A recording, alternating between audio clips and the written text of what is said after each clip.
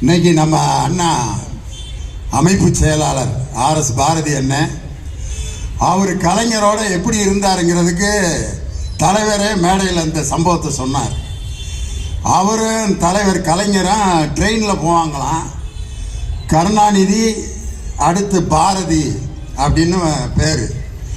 அதில் கருணாநிதி எம் அப்படின்னு வயசு போட்டிருப்பாங்க மேல், பாரதின்னு போட்டு எம்னு போடாமல் மறந்துட்டு எஃப்னு போட்டு வயசை போட்டாங்க. டிக்கெட்டை பார்த்துக்கிட்டு இருக்க ஆளுங்க தலைவர் யாரோ ஒரு ஃபிகரை கூட்டி வர்றாரு போல இருக்கு, பாரதின்னு யாரோ ஒரு பொண்ணோட வர்றாருன்ட்டு எல்லாம் ஆசையோட காத்திருந்திருக்காங்க. அண்ணன் கூட இறங்கியிருக்காரு.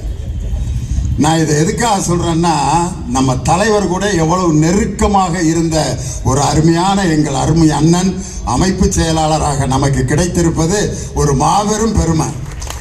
அவர் இன்னைக்கு 3/4 மணி நேரம் பேசலாம், ஆனால் எனக்காக 15 நிமிஷத்தில் முடிச்சிட்டாரு. வர்ற ஆகஸ்ட் 15ஆம் தேதி அன்னைக்கு அண்ணனுக்கு பிறந்த நாள். அதனால் எல்லாரும் அவருக்கு ஒரு கரவொலி எழுப்பி எங்கள் அண்ணன் இன்னும் பல 100 ஆயுசு எந்திரிச்சு கை தட்டுங்க, அப்போ தான் கொஞ்சம் தூக்கம் போகலாம் இருக்கிறேன். முடிஞ்சா கூட்டம் நன்றி வணக்கம்ட்டு போயிட வேண்டியதானே. இதுக்கு போய் லியோனியா. இன்னைக்கு பார்த்தீங்கன்னா நம்ம தலைவருக்கு இன்னைக்கு பிறந்த நாள். உலகத்தில் உள்ள தலைவர்களில் கலைஞர் என்று அழைக்கப்பட்ட ஒரே தலைவர் முத்தமிழறிஞர் டாக்டர் கலைஞர் அவர்கள் தான். கலைஞர் அப்படிங்கிற வார்த்தைக்கு என்ன பொருள்? இயல், இசை, நாடகம் மூன்றும் கலந்த திறமைகளை பெற்ற தலைவர். இந்த கூட்டத்தில் நிறைய முக்கியமான விஐபிலாம் உட்காந்துருக்காங்க. என் தங்கச்சி ஜூலி உட்காந்துருக்காங்க. ஜல்லிக்கட்டு ஜூலின்னு பேர் அவங்களுக்கு. ஜல்லிக்கட்டு போராட்டத்தில் தன்னுடைய அருமையான குரலை எழுப்பிய அருமை தங்கை. அவங்க ஒரு தொலைக்காட்சி நிகழ்ச்சியிலெல்லாம் பாப்புலர் ஆனாங்க. இது எல்லாவற்றையும் பெருமை எனக்கு எதுன்னா, நம்ம திராவிட மாடல் ஆட்சியை ஆதரித்து அவர்கள் பேசி கொண்டிருக்காங்கல்ல, அந்த ஜூலியை தான் எனக்கு ரொம்ப பிடிக்கும். அதனால் இன்னைக்கு நம்ம கூட்டத்துக்கு வந்திருக்காங்க. இப்படி நம் கலைஞர் அவர்கள் கலைஞர் என்ற வார்த்தைக்கு அடைமொழிக்கு சொந்தக்காரர். உலக அரசியல் தலைவர்களுடைய வரலாற்றிலேயே ஒரு தலைவனின் குரலுக்காக கோடான கோடி ரசிகர்கள் கைதட்டி ஆரவாரம் செய்த ஒரே குரல் நம் தலைவர் கலைஞருடைய குரல். என் உயிரினும் மேலான அன்பு உடன்பிறப்புகளே, தமிழர்களே, நீங்கள் என்னை கடலில் தூக்கி போட்டாலும் கட்டுமரமாகத்தான் மிதப்பேன், அதில் ஏறி நீங்கள் பயணம் செய்யலாம், கவிழ்ந்து விட மாட்டேன். இப்படி ஒரு குரல் ஒரு தலைவனுக்கு எங்கேயாவது கிடைக்குமா? நம்ம தலைவர் மாதிரி தன் வாழ்க்கை வரலாறை இத்தனை தொகுதிகளாக நெஞ்சுக்கு நீதி என்று எழுதிய ஒரே தலைவன் நம் முத்தமிழறிஞர் டாக்டர் கலைஞர். இன்னைக்கு பார்த்தீங்கன்னா நம்ம தலைவர் இன்னைக்கு வர்ற ஆகஸ்ட் 15ஆம் தேதி இப்ப இருக்க முதலமைச்சர் கொடியேற்ற போறார், சுதந்திர தின கொடி. நம் கலைஞர் அவர்கள் பெயரால் நாணயம் வெளியிடப்பட்ட போது பாதுகாப்புத்துறை அமைச்சர் ராஜ்நாத் சிங் வந்திருந்தார். கலைவாணர் அரங்கத்தில் கூட்டம். அப்ப அவர் பேசிய அந்த பேச்சு என்ன தெரியுமா? I was the chief minister of one state in India. Really I am grateful to Dr. கலைஞர் அப்படின்ட்டு எதுக்கு சொன்னார்னா, ஒவ்வொரு முறையும் நாங்கள் சுதந்திர தினத்தன்று கொடியேற்றும் பொழுது டாக்டர் கலைஞருக்குத்தான் அனைத்து முதலமைச்சர்களும் நன்றி சொல்லிக் கொண்டே கொடியேற்றுகிறோம். மாண்புமிகு ஜோசப் விஜய் அவர்களே, நாளை மறுநாள் நீங்கள் சுதந்திர தின கொடி ஏற்றும் பொழுது என் தானை தலைவன் டாக்டர் கலைஞருக்கு நன்றி சொல்லிக் கொண்டேதான் நீங்கள் கொடியேற்ற வேண்டும். வெங்கையா நாயுடு அவர்கள் துணை ஜனாதிபதியாக இருந்தப்ப நம்ம ஓமந்தூரார் அந்த மருத்துவமனைக்கு பக்கத்தில் இருக்கக்கூடிய சிலையை திறந்து வைக்க வந்திருந்தார். அப்ப அவர் சொன்ன 3 வார்த்தைகள், Kalaignar is not only a leader, he is an organiser, he is an agitator, he is an orator. Organiser, agitator, orator, இந்த 3க்கும் பெருமை சேர்ப்பவர் கலைஞர்னு அன்னைக்கு துணை ஜனாதிபதியாக இருந்த வெங்கையா நாயுடு சொன்னார். இன்னைக்கு இந்த நிகழ்ச்சியில நடுநாயகமாக அமர்ந்திருக்கக்கூடிய எங்கள் அருமை அண்ணன் மா சுப்பிரமணியன். மா என்றாலே பெருசு என்று பொருள், மன்னன் என்றால் அரசன். மாமன்னன்னா என்ன அர்த்தம்? பெரிய அரசன் என்று பொருள். அதே மாதிரி பேரரசன் அப்படின்னு பொருள். அதே மாதிரி பெருங்கூட்டம்னா உண்மையிலே பெருங்கூட்டம். மாபெரும் கூட்டம்னா என்ன அர்த்தம்னா மிகப்பெரிய கூட்டம்னு அர்த்தம். தனது சாதனைகள் அனைத்தையுமே பெரிய பெரிய சாதனைகளாக படைத்து காட்டிய ஒரு சுகாதாரத்துறை அமைச்சர் இருக்கிறார் என்றால் அது என்னுடைய அருமை அண்ணன் மா சுப்பிரமணியன் தான். அவர் பாருங்க, வருகின்ற அடுத்த வருஷம் ஏதென்ஸ் நகரத்தில் மாரத்தான் நடத்த போறாருன்னா இப்படி ஒரு சாதனையை எங்க அண்ணனை தவிர வேற யாராலையும் படைக்க முடியாது. ஏதென்ஸ் நகரம்ங்கிறது சாக்ரட்டிஸ் பிறந்து வளர்ந்த நகரம். சாக்ரட்டிஸ்னா யாருன்னே தெரியாதவங்களுக்கு என் தலைவருடைய வசனம் தாயா சாக்ரட்டிஸ்னா யாருன்னு கத்து கொடுத்துச்சு. சிவாஜி கணேசன் பேசுவார், ஏதென்ஸ் நகரத்தின் எழில்மிக்க வாலிபர்களே, ஓடி வாருங்கள் ஓடி வாருங்கள், வீரம் விலை போகாது விவேகம் துணைக்கு வராவிட்டால், தீட்டிய வாளில் தினவெடுத்த தோள்களிலே தூக்கிய ஈட்டி மட்டும் போதாது வீரர்களே, இதோ நான் தரும் அறிவாயுதத்தை ஏந்திக் கொள்ளுங்கள். அறிவாயுதம் அறிவாயுதம் சாக்ரட்டிஸ் தருகிறேன். அப்போ ஒருத்தர் சொல்லுவான், சாக்ரட்டிஸ் என்ன குற்றம் செய்தார்? அவர் இளைஞர்களை கெடுக்கிறார். அதுக்கு என் தலைவன் வசனம் எழுதியிருப்பாரியா, நான் என்ன பருவ விருந்தளிக்கும் பாவையா, இல்லை வாலிபருக்கு வலை வீசும் விளை மாதா, ஒரு கிழவன் எப்படியப்பா இளைஞர்களை கெடுக்க முடியும்னு அன்னைக்கே என் தலைவன் எழுதினாரியா வசனம். அப்படிப்பட்ட தலைவர். அந்த தலைவர் நெஞ்சுக்கு நீதியில ஒரு சம்பவம் எழுதியிருப்பாரு. திமுகவை தொட்டு பார்ப்பவர்களுக்கு என்ன கதி ஏற்படும் ஒரு சம்பவம் எழுதியிருப்பார். அண்ணனுக்கு தெரியும். அவர் சின்ன குழந்தையா இருந்தப்ப நிறைய சுருட்ட முடி, சின்ன பிள்ளையில நிறைய யாருக்கு சுருட்ட முடி இருக்கோ அவங்க சீக்கிரம் வாழ்க்கை ஆயிடுறாங்க. அதுக்கு நான் ஒரு எடுத்துக்காட்டு. தலைவருக்கு நிறைய சுருட்ட முடி எடுக்கணும்னா பக்கத்தில் இருக்கிற ஒரு குலதெய்வம் கோயிலில் வேண்டியிருக்காங்க. முடி எடுக்கணும்னு சொல்ற நாள் அன்னைக்கு மழை வந்துருச்சு. அதுக்கு சொல்றதுக்கு தான் ஒரு குறுப்பாங்கல சோசியக்காரங்க, இன்னைக்கு எடுக்க வேண்டிய முடியை இன்னைக்கே எடுத்து ஆகணும், இல்லாட்டி பெரிய உயிருக்கு ஆபத்துன்ட்டான். நம்பிட்டாங்க. உடனே கோயிலுக்கு போகாம மழை நேரத்தில் வீட்டிலேயே வச்சு அவர் முடியை எடுத்து அந்த முடியை பத்திரமா வச்சு நீங்க இன்னொரு நாள் போறப்போ கோயிலில் காணிக்க செலுத்திடுங்க அப்படின்ட்டு ஒரு பித்தளை குடத்துக்குள்ள தலைவருடைய முடியை வச்சு மூடி வச்சிருக்காங்க. அன்னைக்குன்னு திருடன் வந்திருக்கான் தலைவர் வீட்டுக்கு. வந்து என்னென்னத்தையோ திருடணும்னு ஐடியா பண்ணி பார்த்துருக்கான். பித்தளை குடம். அவன் பார்த்தோன்னா, ஆஹா பெரிய புதையல்ல வச்சிருப்பாங்கடா, நாணயம்லாம் வச்சிருப்பாங்கன்னு சொல்லி அந்த குடத்தை எடுத்துக்கிட்டு ராத்திரி ஒரு இடத்துல போய் ஓப்பன் பண்ணி பார்த்துருக்கான். என்ன இருந்திருக்கான்? அன்னை சுத்த தமிழ்ல சொல்லிட்டாரு, எங்கள் திராவிட முன்னேற்ற கழகத்தை தொட்டு திருட வேண்டும் என்று நினைப்பவர்களுக்கு முடிவில் அவர்கள் கையில் கிடைப்பது வெறும் முடி மட்டும்தான். ஏன்னா அதை சொன்னா அதை ட்ரெண்ட் ஆக்கி விட்டுறாங்க. காரணம் என்னன்னா, என் தம்பி உதயநிதி ஸ்டாலின் அவர் வாட்டுக்கு செவனேன்னு இருந்தார். அவரை போய் கைது செய்து ஓலக்கூர் காவல் நிலையத்திலே மதிய உணவு அருந்தி கொண்டிருக்கிறார். அன்னைக்கு நாள் முழுவதும் அவர் தான் ட்ரெண்டிங்ல தலைப்பு செய்தி. என்னடா நம்ம என்னமோ ஒன்று நினைச்சான், வேற மாதிரி ஆயிடுச்சு அப்படின்னு சொல்லி இன்னைக்கு அவர் தஞ்சாவூருக்கு கூட போகாமல் மீண்டும் பல லட்சக்கணக்கான மக்களுக்கு மத்தியில் தான் ஒரு திராவிட தலைவன் என்பதை நிரூபித்து காட்டிய என் அன்பு தம்பி உதயநிதி ஸ்டாலின். இன்னைக்கு பார்த்தீங்கன்னா என் தலைவருடைய பிறந்த நாள் நினைவு நாள் விழா. இன்னைக்கு இந்த நாட்டில் என்ன நடந்துகிட்டு இருக்கு? சட்டமன்றத்தை பத்தி எங்க அண்ணன் பாரதி அண்ணன் சொன்னாங்க. சட்டமன்றத்தில் சட்டமன்றமாயா நடக்குது? 13 ஜோக்கரா இருந்தா எப்படின்னே ரம்மி விளையாடுறது? எங்க உதயநிதி தான் சொன்னார், 13 ஜோக்கரா இருந்தா எப்படிடா ஜெயிக்கிறது? அதை விட நான் ஒரு உதாரணம் சொல்றேன்.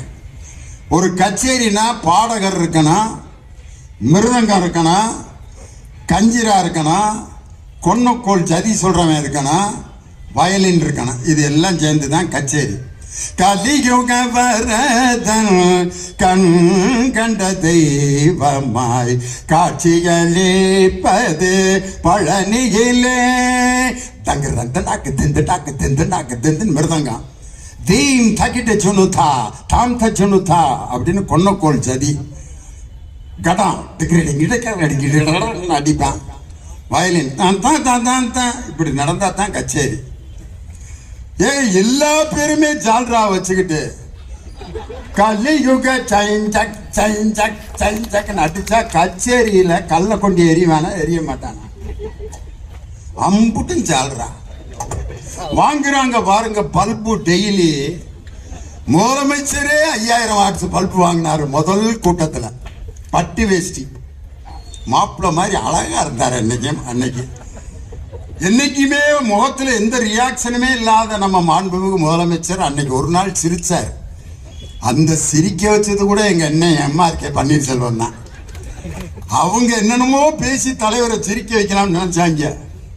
ஒவ்வொரு மந்திரி எந்திரிச்சு ஆகாகா வாகாகா வானமே வையமே பூமிய தரைய அப்படின்னாங்க. மாப்பிள்ளை என்னென்னமோ பிட்ட போடுறோம், ஒன்றும் வேலையாக மாட்டேங்குது. அன்னைக்கு வாங்கினார் பாருங்க ஒரு பல்பு.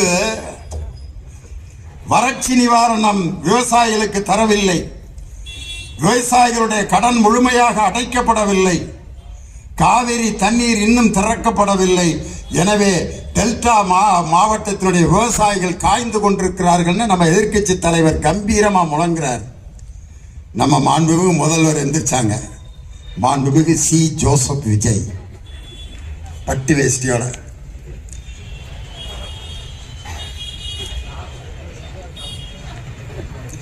வறட்சி நிவாரணம் ஏற்கனவே கொடுக்கப்பட்டு விட்டது. இதெல்லாம் பேப்பர் படித்தவர்களுக்கு நன்றாக தெரியும். உடனே அவங்க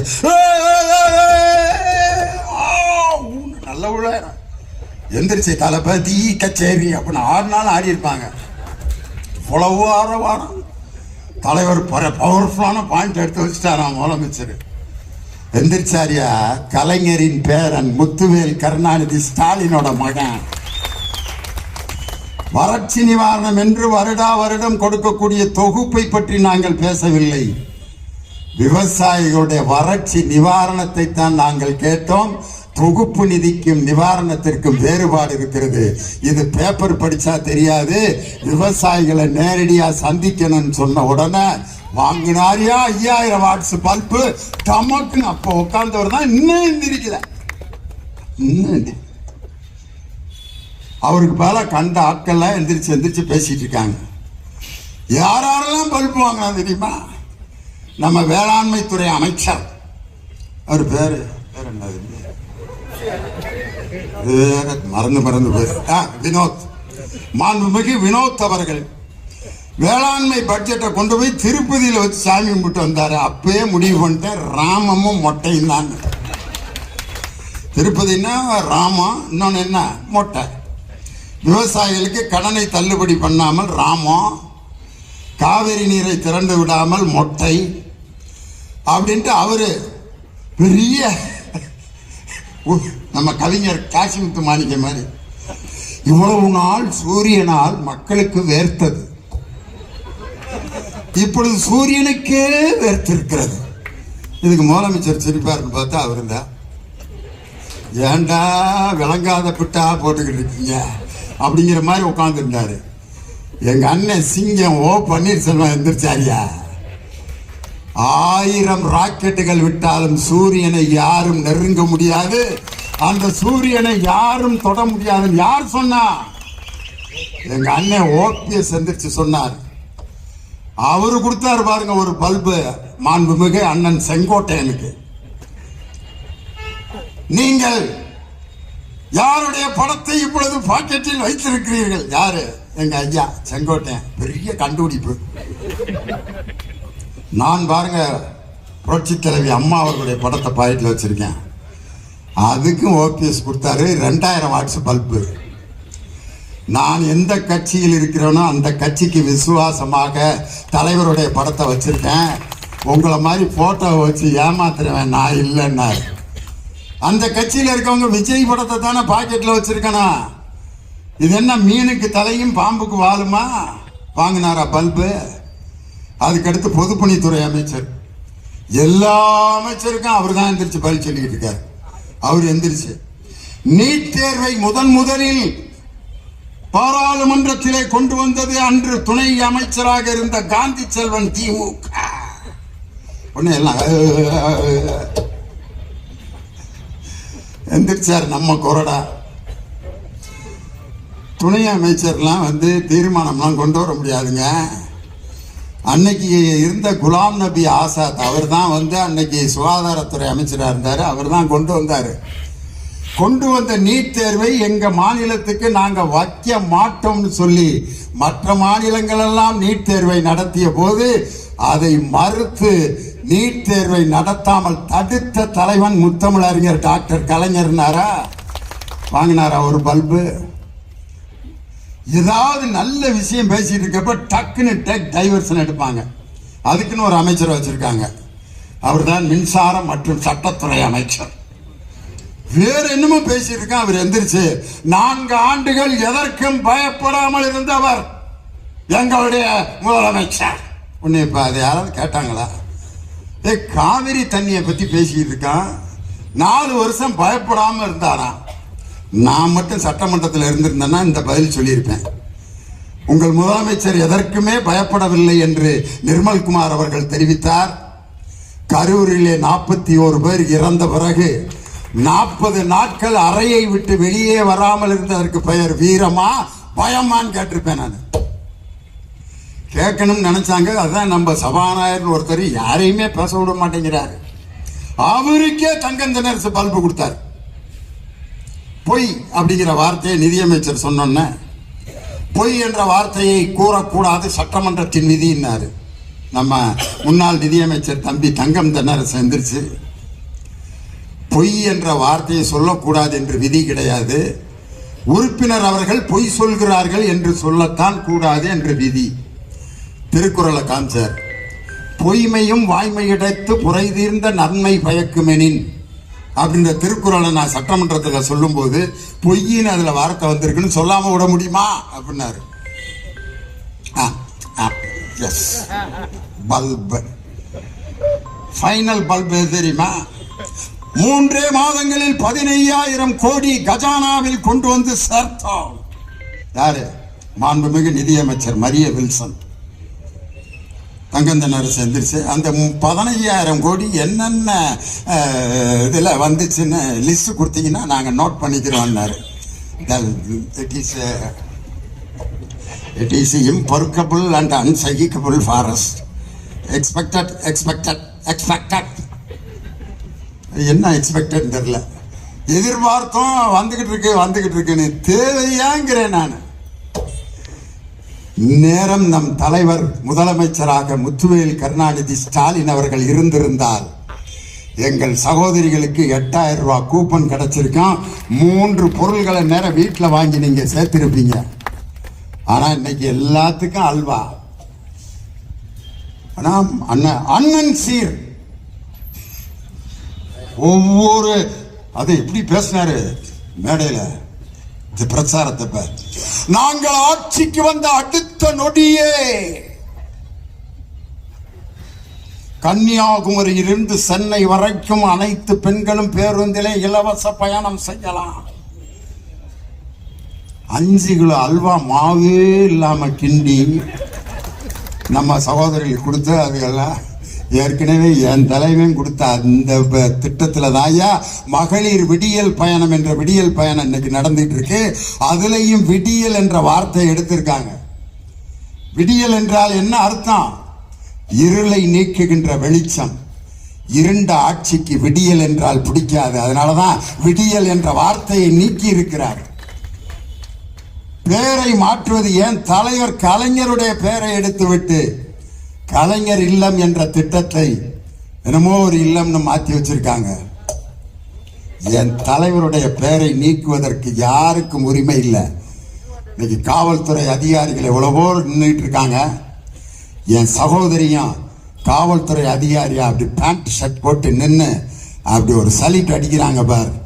அந்த ஒவ்வொரு காவல்துறை அதிகாரியும் தன் அதிகாரத்தை செலுத்தும் போது அவர்களிடம் வாழ்ந்து கொண்டிருப்பது என் தானை தலைவர் டாக்டர் கலைஞர். நீங்க கன்னியாகுமரியிலிருந்து காஷ்மீர் வரைக்கும் இலவச அப்படின்னு வாக்குறுதி கொடுக்குறீங்களே, அந்த பேருந்தை அரசுடைமை ஆக்கிய தலைவன் என் தானை தலைவர் டாக்டர் கலைஞர். எத்தனை திட்டமையா சொல்றது என் தலைவரை பத்தி. ஒரே ஒரு சம்பவம் சொல்றேன். என் தலைவர் மீது அன்று முதலமைச்சராக இருந்த எம்ஜிஆர் சர்க்காரியா கமிஷன் என்று அவர் நிறைய ஊழல் செய்தார்னு ஒரு கமிஷனுடைய விசாரணை நடக்குது தலைவர் பேர்ல. அந்த சர்க்காரியா கமிஷன்ல தலைவர் மீது கொடுக்கப்பட்ட ஊழல் பட்டியலாம் அந்த கமிஷனை விசாரிக்கக்கூடிய ராஜகோபால் அப்படிங்கிற சிபிஐயோட டைரக்டர் ஜெனரல் அவர் தான் வந்து விசாரிக்கிறாரு. எம்ஜிஆர் யாரோ எழுதி கொடுத்த குற்றச்சாட்டுகளை எல்லாம் ஆதாரம் இல்லாமல் கையெழுத்த போட்டு அதை கொண்டு போய் கொடுத்துட்டாரு. அந்த ராஜகோபால்ங்கிற சிபிஐ டைரக்டர் ஜெனரல் கோபாலபுரத்துக்கு விசாரணைக்கு போறாரு. கூட தியாகராஜன் ஒரு இன்ஸ்பெக்டர். தலைவர் உட்காந்துருக்காரு. உள்ள நுழைஞ்சோன்ன நாங்கள் சிபிஐலேருந்து வந்திருக்கோம். தலைவர் வாங்க வாங்க உட்காரு, காப்பி குடிக்கிறீங்கள? சிபிஐ காரனுக்கு காப்பி மூட்டை முடிச்சோட இருக்கேன், கைது பண்ணுறதுன்னா கூட்டிகிட்டு போங்கன்னு இருக்காரு. ஐயா நாங்கள் சிபிஐலேருந்து வந்திருக்கோம், கைது பண்ண வரலங்க, விசாரணைக்கு வந்திருக்கோம். அந்த தியாகராஜன் ஒரு இன்ஸ்பெக்டர் பக்கத்தில் ஒரு பைய வச்சுருந்துருக்காரு. அந்த பையவே தலைவர் பார்த்துக்கிட்டே இருந்திருக்காரு. எதுக்குடா விசாரணைக்கு வந்தவன் இத்தண்டி மூட்டையை எதுக்கு பக்கத்தில் வச்சிருக்காரு? எல்லா விசாரணையும் முடிஞ்சோடனே அந்த பையிலேருந்து ஒரு சத்தம் கேட்டிருக்கு, டொப் அப்படின்னு. என்னடான்னு பார்த்தா டேப் ரெக்கார்டர் உள்ள வச்சிருந்துருக்காங்க. இன்னைக்கு எப்படி சிசிடிவி கேமரா மாதிரி அன்னைக்கெல்லாம் இல்லை. அதனால டேப் ரெக்கார்டரில் தலைவருடைய விசாரணையை பூரா ரெக்கார்ட் பண்ணியிருக்காங்க. தலைவர் பாய் ரெக்கார்டெல்லாம் பண்ணியாச்சா அப்படின்னு இருக்காரு. இல்லை அது தெரியாமல் பண்ணிட்டீங்கல்ல, என் மீது ஏதாவது குற்றம் இருந்தால் சொல்லுங்கள், நான் அதற்கு விளக்கம் தருகிறேன் என்று சொன்னார். இதுவரை அந்த குற்றங்கள் எதுவும் நிரூபிக்கப்படவில்லை. என் தலைவரை பார்த்து அன்னைக்கு எல்லாரும் வணக்கம் சொல்லிட்டு ஒரு திருக்குறளை சொல்றாரு. தன்னை எதிர்த்து சமர் புரிய வந்தவனிடம் நடுக்கத்தை காட்டாமல் எவன் இருக்கிறானோ அவன் தான் தலைவன். அந்த திருக்குறளை எழுதியிருக்காரு யாரு? அன்னைக்கு சிபிஐ டைரக்டர் ஜெனரலா இருந்த ராஜகோபால் தன்னுடைய வாழ்க்கை வரலாறுல இந்த சம்பவத்தை எழுதியிருக்காரு என் தலைவன் டாக்டர் கலைஞரை பத்தி. அப்படிப்பட்ட ஒரு தலைவர் பெற்றெடுத்த முத்துவேல் கருணாநிதி ஸ்டாலின் இன்னைக்கு ஏதோ ஒரு ஃப்ளூக்ல 1000 முதலமைச்சர்கள் நமக்கு கிடப்பாங்க. முத்துவேல் கருணாநிதி ஸ்டாலின் மாதிரி ஒரு தலைவன் இதுவரைக்கும் வேற எந்த இயக்கத்துக்கும் கிடைக்க மாட்டாங்க. தோல்விக்கு நான் பொறுப்பேற்றுக் கொள்கிறேன் சொன்னார் பாரு. இந்த துணிச்சல் வேற எந்த தலைவனுக்கு வராதியா. கரூரில் 41 பேர் இறந்த பொழுது இந்த என்னை பார்க்க வந்தவர்கள் இறந்து போனார்கள், இந்த இறப்புக்கு நான் பொறுப்பேற்கிறேன் என்று சொல்வதற்கு துணிச்சல் இல்லாமல் ஓடி ஒளிந்த தலைவர்களுக்கு மத்தியில் என் கழகத்தின் தோல்விக்கு நான் பொறுப்பேற்கிறேன் என்று சொன்ன எதையும் தாங்கும் இதயமான இரும்பு மனிதன் முத்துவேல் கருணாநிதி ஸ்டாலின் என்ற தலைவர் மாதிரி ஒரு தலைவர் நமக்கு கிடப்பாங்களா? எல்லாமே டுபாக்குராயா.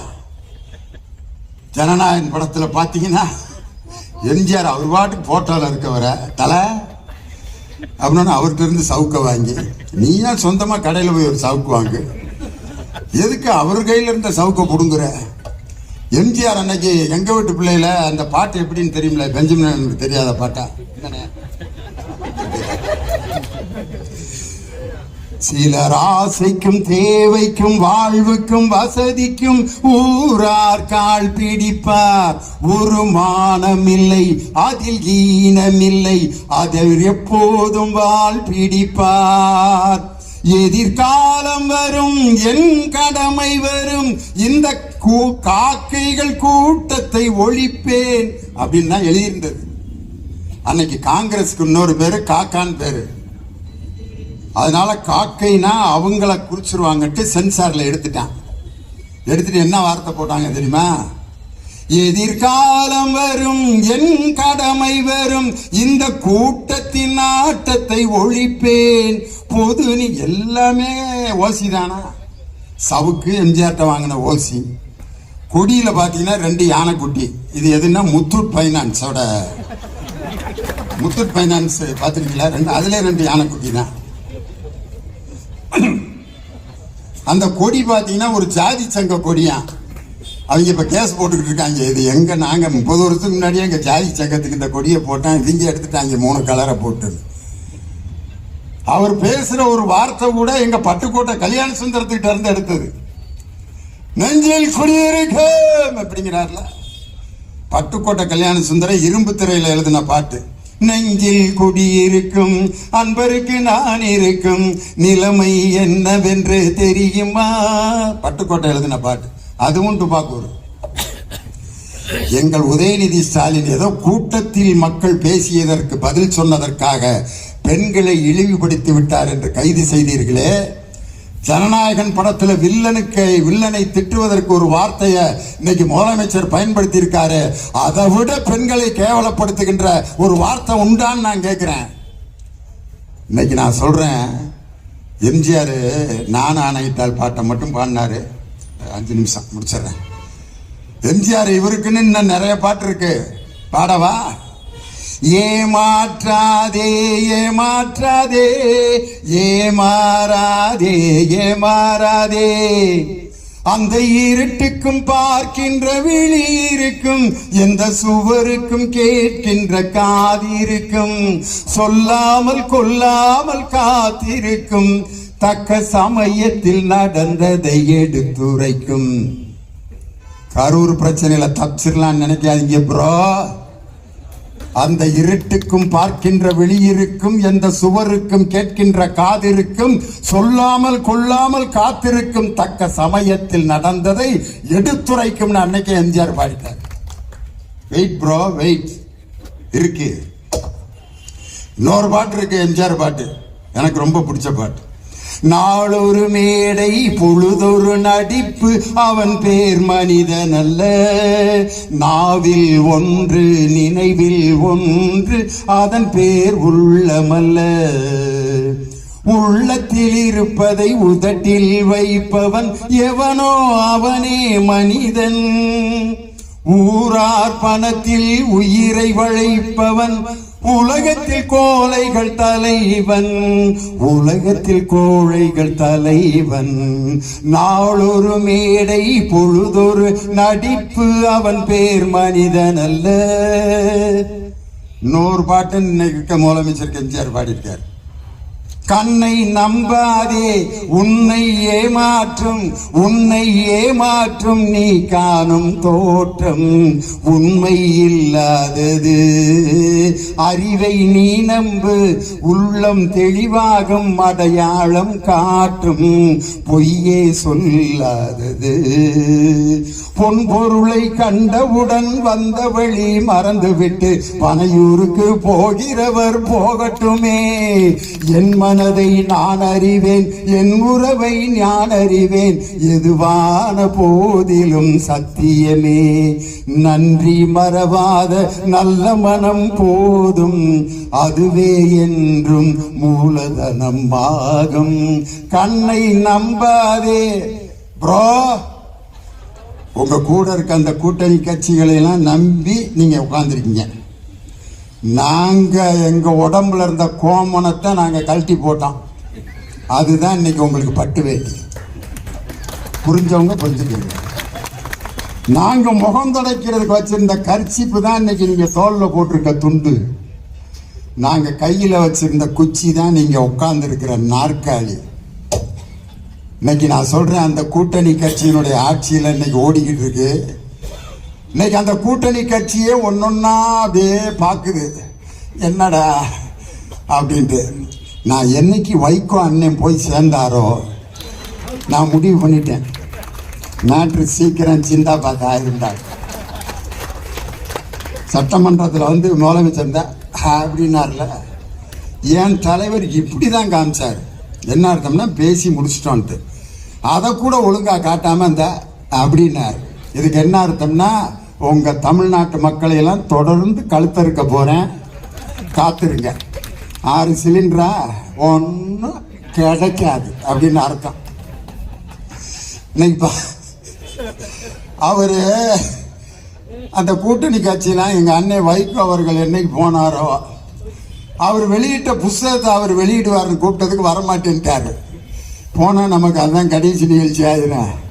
வேணாம்டா, இந்த பம்பரம் எந்த சாட்டை சுத்தினாலும் சுத்தும் போல இருக்கு, இது வேலை. இன்னும் எப்படியும் ஒரு 3 மாசத்துல தனுஷோட கட்சியில் அண்ணன் வைகோ அவர்கள் இருப்பார். உலகத்தில் உள்ள தலைவர்களிலே நான் மிகச்சிறந்த தலைவனாக தனுஷ் அவர்களை பார்க்கிறேன். ஜெர்மனியில் இருக்கக்கூடிய ஹிட்லர் இருக்கிறாரே, ஹிட்லர் பேசினாலும் பேசுவார். உண்மையில வைகோ அவர்கள் மேல நான் மிகப்பெரிய மரியாதை வச்சிருக்கேன். அப்படிப்பட்ட ஒரு பேச்சாளனை என் வாழ்க்கையில் இதுவரை நான் பார்த்ததில்லை. அவருடைய பேச்சுக்கு நான்லாம் அடிமை. ஆனா அரசியலில் இப்படி ஒரு கேவலமான மனிதன், இப்படி ஒரு துரோகியை நான் பார்த்ததில்லை. துரோகிங்கிற வார்த்தையை சொல்றதுக்கு மன்னிக்கணும். என் தலைவர்கிட்ட கேட்டாங்க, நீங்கள் புண்பட்டது எப்போது, பண்பட்டது எப்போது? தலைவர் சொன்னார், முதல் துரோகத்தை சந்திக்கும் போது புண்பட்டேன், தொடர்ந்து துரோகங்களை சந்திக்க சந்திக்க பண்பட்டு விட்டேன் அப்படின்னார். இன்னைக்கு பண்பட்ட ஒரு தலைவர் தாயா என் தலைவன் முத்துவேல் கருணாநிதி ஸ்டாலின். ஒரே ஒரு சம்பவத்தை சொல்லி முடிச்சிடறேன், ரொம்ப லேட் ஆயிருச்சு. ஒரு பூட்டை பூட்டிட்டு வீட்டில இருந்து போயிடுறாங்க. சாவி காணா போயிருது. சாவியை காணா போட்டவே வீட்டு ஓனர் பூட்டை வந்து திருப்பி திறக்கணும்னு பார்க்குறாங்க, சாவி இல்லை. என்ன பண்ணுறது? எம்ஜிஆர்னா பின்னாடி வந்து டம்முன்னு இடிப்பார், திறந்துறான். பார்க்குறாங்க, பெரிய திண்டுக்கல் பூட்டு, மாட்டு சாவிலாம் போட்டு பார்க்குறாங்க, திறக்க முடியல. என்னடா பண்ணாங்க? சுத்தியில் எடுத்து ஓங்கி பூட்டை உடைச்சான். அப்போ பூட்டு சொன்னுச்சு, காணா போட்டவனுக்கும் தண்டனை கிடையாது, பூட்டிட்டு எங்கேயோ கிடக்கிற சாவிக்கும் தண்டனை கிடையாது, கடமையை சரியாக செய்த பூட்டுக்கு தாண்டா தண்டனை கொடுத்திருக்காங்க.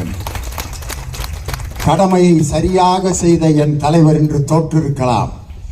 அப்படி தோற்ற என் தலைவன் பண்பட்டு நாளை இதே தமிழகத்தை மீண்டும் ஆழ்வார் முத்துவேல் கருணாநிதி ஸ்டாலின். ஒரு கல்யாண வீட்டில் வாழை மரம் கட்டியிருப்பாங்க. 3 நாளைக்கு அந்த வாழை மரம் ஜேன்னு இருக்கான். கல்யாண வீடு முடிஞ்சோடனே வாழை மரம் கீழே கிடக்கும். பயில ரயில் வண்டி விளையாடுவேன், வாழைக்காயெல்லாம் பிச்சுட்டு போயிடுவாங்க, குப்பையில் கிடக்கும் வாழை மரம். ஆனால் ஒரு கட்டிடத்தை கட்ட பயன்படுத்துகின்ற சாரத்தை பார்க்கின்ற சவுக்கு மரம், கட்டிடம் கட்டியவுடன் மீண்டும் லாரியில் அதை ஏற்றிட்டு போயிட்டே இருப்பாங்க. இன்னொரு கட்டடம் கட்டுவதற்கு அந்த சவுக்கு மரம் மீண்டும் போய் கொண்டு இருக்கு. இன்னைக்கு கல்யாண வீட்டில் கட்டப்பட்ட வாழை மரம் போல் இந்த தாவேக ஆட்சி. ஆனால் மக்களுக்கு தொடர்ந்து உழைக்கும் சவுக்கு மரம் போன்ற எங்கள் திராவிட முன்னேற்ற கழகத்தின் அந்த கட்சி தொண்டர்களை எங்கள் கழகத்திடமிருந்து யாரும் பிரிக்க முடியாது. மீண்டும் முத்துவேல் கருணாநிதி ஸ்டாலின் மீண்டும் தமிழகத்தில் முதல்வர் ஆவார். எங்கள் தம்பி உதயநிதி ஸ்டாலின் என்ற படைத்தலைவனின் போருக்கு பின் என்று சொல்லி உங்களிடமிருந்து விடைபெறுகிறேன். நன்றி, வணக்கம்.